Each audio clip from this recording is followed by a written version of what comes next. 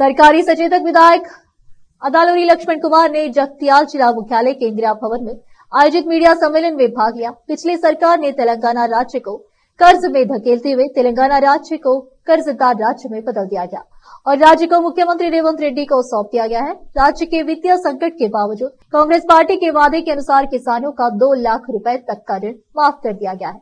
इसके तहत जिले के 65,970 किसानों का 2 लाख रुपए के साथ 500 करोड़ रुपए का कर्ज भी माफ किया गया है, लेकिन संबंधित कृषि अधिकारी किसानों से आवेदन ले रहे हैं। अब तक 4,000 से ज्यादा आवेदन आ चुके हैं। 65,000 से ज्यादा किसानों का कर्ज माफ कर चुकी राज्य सरकार 4,000 से ज्यादा किसानों का कर्ज माफ नहीं करेगी। धरना देने वालों को दिल पर हाथ रखकर कहना चाहिए कि केसीआर ने कितने लोगों का कर्ज माफ किया है, बाढ़ के कारण कितने किसानों को आर्थिक सहायता दी गई। जगतियाल से केपी न्यूज के संवाददाता मोहम्मद यूनुस की रिपोर्ट।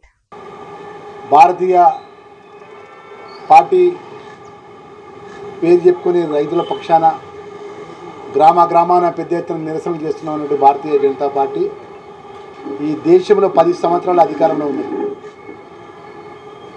అదేవిధంగా టీఆర్ఎస్ బీఆర్ఎస్ పార్టీకి సంబంధించిన నాయకత్వం కూడా 10 సంవత్సరాలు ఈ రాష్ట్రంలో అధికారంలో ఉన్నది. మొదలు ఈ తెలంగాణ రాష్ట్ర రైతాంగానికి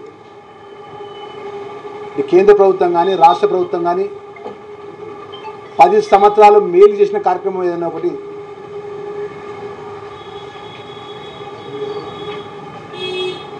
శ్వేతపత్రం ద్వారా విడుదల చేసే దమ్మున్నదా అంటున్నా. రెండమ్మా,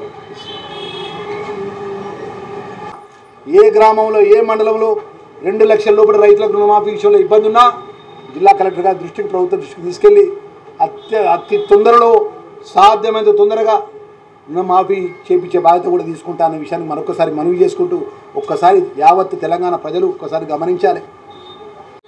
పెద్ద రేవంత్ రెడ్డి గారి నేతృత్వంలో ఎన్నడూ కూడా కాలు వెనుకపోయలే. రైతుల పక్షాన ఇలా రైతు బీమా పథకం కానీ మేము చెప్తున్న ఈ జిల్లాకు సంబంధించినటువంటి రైతుల విషయంలో మీరు ఒక్కసారి ఆలోచన చేయండి. నిన్న పెద్ద మాటలు మాట్లాడే రైతులు కూడా మొన్న వడ్ల కొనుగోలు విషయంలో కూడా నూతనంగా ఏర్పడ్డ ప్రభుత్వం మా మీడియా మిత్రులు సాక్ష్యం.